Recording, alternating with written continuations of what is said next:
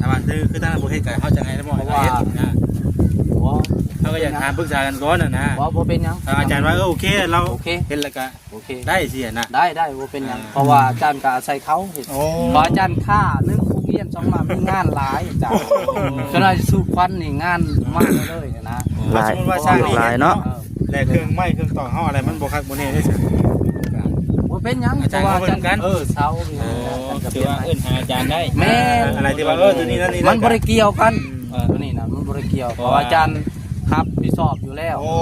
อยากบ่อยากอาจารย์รับผิดชอบเพราะว่าแต่ว่าลูกศิษย์อาจารย์เป็นผู้เฮ็ดแต่ว่าอาจารย์ก็สิแนะนำตัวได้ทุกครั้งช่วยมาเปลี่ยนให้เพิ่นเด้อตัวใดพอเปลี่ยนก็เปลี่ยนเนาะแม่นแนะนำศิษย์อาจารย์มาไปเฮ็ดอยู่โรงเรียนเนาะตอนนี้ก็คือสิว่าอันนี้ก็คือสิว่าเอาวันต่อหน้าอาจารย์ได้หลายพี่น้องเนาะแบบว่าตอนที่ว่าอามาจะเป็นดีๆคือเฮาก็มีความในใจแต่ว่าเฮาบ่กล้าว่าเฮาบ่กล้าติสินะบ่เป็นเฮาก็เกรงใจสิบ่เก่งเพราะว่าอาจารย์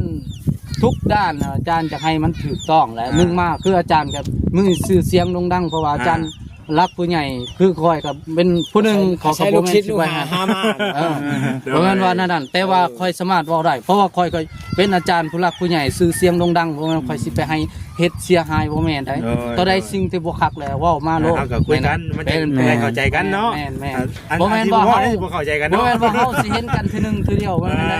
ยกตัวอย่างคืออาจารย์ขับรถไปรถเพ่บัดประชบเห็นเจ้าว่าเจ้าคือกันแล้วเธอเห็นอาจารย์นั่นน่ะมันสิ่งที่ดีคนเฮาสร้างคุณงามพากันเนาะดีกว่าเนาะใส่กันบ่ได้ช่วยกันเนาะตัวใดมันบ่คักนะอาจารย์ว่ามีปัญหาหยังเฮาบอกกันเพราะว่าเฮามันแม่นว่าสิเฮ็ดด้วยความจริงใจและเฮาสร้างบุญเขาก็อยากได้บุญคืออาจารย์เว้าแหละสร้างบุญสร้างเบิ่งอาจารย์เที่ยวมานี่ก็จนบ่ได้เมื่อถ้าเฮ็ดเรียนชาวบ้านบ่ได้เมื่อเลยบ่ก็ถามอันนี้ไปหมดชาวบ้านมาเฮ็ดแต่สมมุติว่าทั้งเฮาสร้างคุณงามทีมงานอาจารย์เพิ่นบ่นั่นก็สิว่าให้ทางงานประเทศแม่นบ่ได้ทางนั้นบ่เป็นหยังเพราะว่าก็คือเก่าแล้วอาจารย์ฮับก็ให้เขาเฮ็ดคือเก่านะบ่แม่นว่าอาจารย์เฮ็ดเองคือทั้งเนาะแล้วครับก็ทั้งอาจารย์ก็มาเบิ่งนำคือเก่าแม่นเบิ่งคือเก่าอันนั้นตัวนี้บ่ได้แล้วเฮาก็บอกผู้ที่ว่าเพิ่นเนี่ยเปลี่ยนให้นะแค่ว่าเปลี่ยนทีมงานสร้างซื่อเฮาก็อุ่นใจแหละบัดนี้คือก็กังวลใจอยู่ได้พี่น้องก็นึงอยู่แหละเนาะผู้ที่เฮ็ดก็คือกันกับชาวบ้านอาจารย์เป็นผู้คุมคือเก่ายกตัวอย่างคือโรงเรียนบ่ก็เอาเพิ่นนี้มาเป็นหลักแน่อาจารย์เนี่ยมีแต่เอิ้นสะพานบุญหาทุนมาฮอนมาให้เฮ็ดซื่อๆเล่นๆแนะนำแนวทางนี่เนาะเรียนเวียกแม่นเพราะว่าบ้านเกิดเมืองนอนอาจารย์เนี่ยอาจารย์บ่ลืมเลยคิดเห็นสร้างสร้างยังเฮาไปหาเรียนได้เลยคนขวามาสร้างบ้านเองความหมายนะอันสั้นนะใจนั่นคืออันนี้ก็อาจารย์มาแนะนำอาจารย์ก็มาคือเครื่องกินเครื่องอยากกระทำเล่าขอยกับมายืนมายังให้มียังกระทำเป็นขอยกับบ่ได้ปะเลยกันเลยตัวได้ตัวเดียวหมดกันเลยมากันปะกันยังให้เฮ็ดดีเซ็กเบิ่งไม้พี่น้องเนาะมามันแม่นหมายเฮาเห็นแล้วชัวร์ว่านั่นนี่บ่พอสินะบ่พอเล็กๆน้อยๆเพราะว่าเฮาเฮ็ดไม้นี่เฮ็ดจำนวนที่อาจารย์เขียนรายการนั้นจำนวนนั้นถ้าว่ามันบ่เป๊ะหรือว่ามันเรือลายหรือว่าจังหน่อยอาจารย์ก็ตื้มให้นะคือบ่แม่นว่าเฮาเว้าตกลงกันว่าให้พ่อได้เฮาไล่จำนวนเด้อาจารย์ไล่ว่าเท่านั้นโตเท่านี้โตเด้ราคาเท่านั้นเด้ถ้าว่ามันนี่เป็นแมทมันบ่แม่นถ้าว่ามันบ่พอจังหน่อยเฮาก็ตื้มให้ได้อยากบ่อยากเอาถ้าว่าบ่มีเนาะมัดชาวบ้านนี่ก็บ่มีค่อยยังอยากพาเฮ็ดมัดชาวบ้านค่อยยังสิปกระดมเฮ็ดให้เพิ่นอยู่นะแต่ว่าอาจารย์ข้างเฮียนเขาก็ยังค่าเบี้ยกันนั่นอยู่เนาะอันนี้ให้ซองลังเลยนี่เฮ็ดคุ้มบัดนี้ทาง FC เพิ่นมาทุกพุ่นก็ดินบล็อกซีมั่งนี่มาให้ว่านนี่ก็เบาอ้ำทีมงานน่ะเพิ่นก็มามอบสังกะสี40แผ่นนั่นน่ะอาจารย์เป็นเพิ่นจะใส่ก่อนคนนี่แหละสุเฮานี่แหละครับอยู่ไปติดตามก็คือยูทูบเบอร์กันบ่เป็นทั้งเฟซเป็นเฟซดังทั้งเฟซดังทั้ง TikTok อยู่บ้านยังเป็นนนประวายบ่นนประวายแต่ว่าอ้ำนนประวายก็ดึงดูดมาพ่อแม่เพิ่นกับบ้านพลม่วงบ้านพลม่วงพ่อแม่อาจารย์ก็ดึงดูดมานะเฮ็ดนั่นเฮ็ดนี่คือสุกรเห็นอยู่เห็นอาจารย์พากันเลี้ยงนี่นะเฮาก็ได้ร่วมกันในเลขอ่ะเฮาเข้าใจกันมีแต่เฮาคุยกันนี่ยังเนาะปรึกษาเห็นว่าอาจารย์เช็คว่า มีหยังแล้วเขามาหาอาจารย์โลดมีหยังเขาคุยกันคือพี่คือน้องเฮานี่เขาเข้าใจคืออาจารย์นี่เข้าใจทางด้านนี้นะแต่คนอื่นเขาจะบอกเข้าใจเฮาทำเรียนเฮาศึกษามันบ่แม่นง่ายเนาะนี่ถ้าได้อาจารย์ไปสร้างศาบ่แม่นง่ายนะแจ้งเนาะว่า13ล้าน13ล้าน790,000 บาทเพราะว่าเพิ่นไล่เขาสร้างเขาไล่ตามมันปริมาตรของเขาว่าสมมุติมันตกปริมาตรมันเท่าไหร่นะเขาว่าไล่เป็นปริมาตรแล้วก็ไล่ตามปริมาตรเขาหันมันออกไปเท่านั้นว่าที่เฮาเคยเฮ็ดผ่านมานี่คือเฮาจะเว้าเป็นสมมุติว่าเว้าเรื่องคุ้มกวงของเฮือนตัวนี้แหละก็เจ้าสิเว้าราคาออกมาตีราคาออกมาเนาะตีราคาออกมาเลยคือลูกศิษย์ก่อนเนาะเขาเป็นสร้างของเกี่ยวแก่กับพวกจอดพวกยังพวก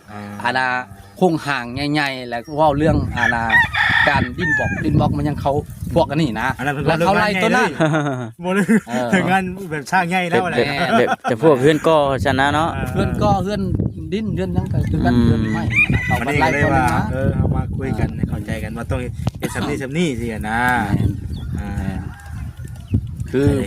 เพื่อนสาวไม่แดงอาจารย์ก็มีสิทธิ์ตัดไว้นั่นนะอาจารย์ก็มาให้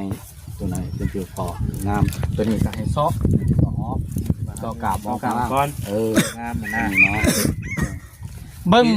ในห้านอาจารย์หันไม้ง่าไม้คลอกทะเลยันปอกออกกระปูดกระปีผาดซีใส่ในนี้งามตะกี้เขาบอกว่าจะไล่ยันไปเห็ดงามไม่เห็นมันงามเลยเนาะงามแล้วเฮาเห็ดงามมันขึ้นกับเฮาพี่มันเห็ดงามนะแต่ว่าไม้เฮาไปทิ่มคลอนะมันบ่งาม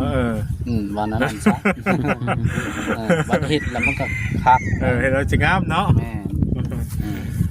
เอากันเป็นนั่นเข้าใจกันแล้วอาจารย์บาทนี้ก็ได้ก็มุกกับใจได้หลายคือเพิ่นเฮ็ดกะคนในบ้านกับทีมงานอาจารย์และอาจารย์คุ้มที่เก่าแล้วเป็นนั่นนะแต่ว่าจุนั่นเพิ่นก็สร้างใหญ่ว่าก็เคยมีอยู่ถือว่าก็เคยมีเคสที่แบบว่าเฮาเอาไปเฮ็ดอยู่บ้านนี่แล้วเฮาก็สั่งไม้คนเลื่อยมาให้นะเฮาก็เคยคือกันเฮาก็ไล่กับมันก็มีคือกันพี่น้องเนาะหลายเคสอยู่ที่เฮา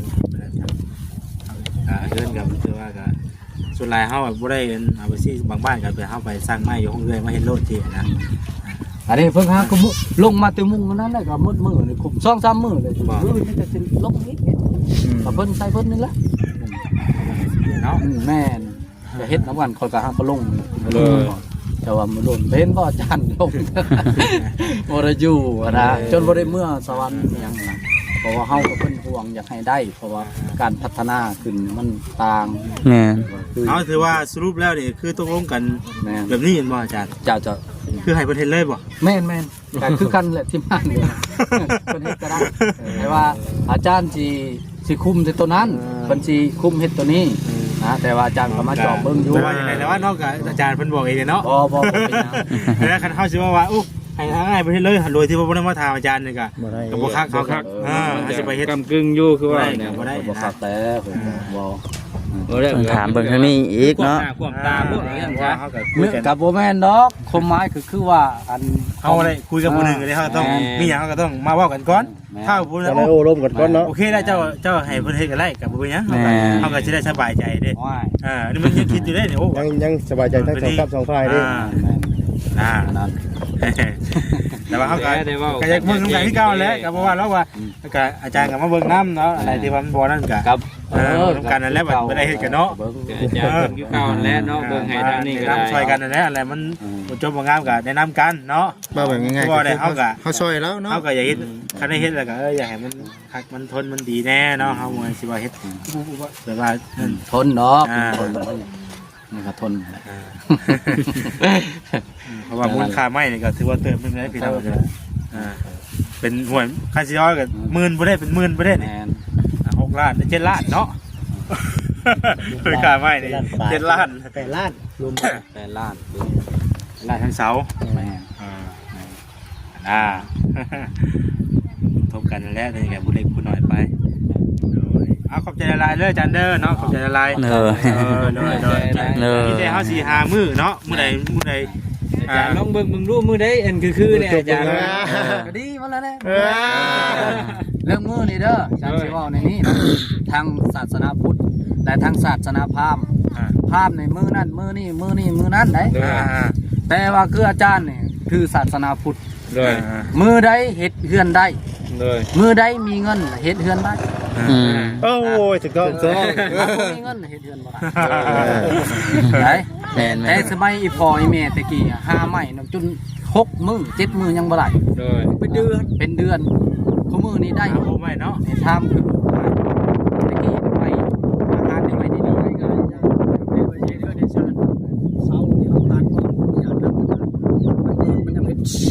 บ่ได้มันล่มแล้วมันเตะไปบอกคนนั้น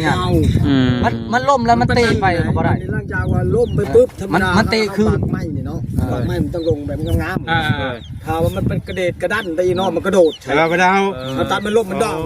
อันนั้นก็บ่ได้อีก บ่อีกนะครับ อืม อีก ปัจจุบันนี้ดิ ปัจจุบันนี้มัน เอาหมดเอาหมด เอาเบิด ห้ามเบิด คิดว่ามักในตาไม่เอานะ ที่ เนาะ แต่มันหน่อยพวก บ่ได้มันโดดดงไปแล้วบ่ได้เนาะ บ่ได้ตะกี้ มันเป็นไม้ขี้ร้ายอยู่ มัน นี่ โดด ติ กับคืนนี่ เออ เอาบัก เอาไปหน้าด้วยบ่เป็นหยัง ก็สิโดดกับคืนนี่นี่ มัน มันมีไม้ค้ำนั่นน่ะมันยู่มาก มันดันขึ้น ยู่ก็ เอาอีกก็มันเตะมันดอกเอาอีกตะกี้ เจ้าเพศจอมไปเห็นเนาะ อันนี้บ่ยาก ธรรมดาเลย ตัวใด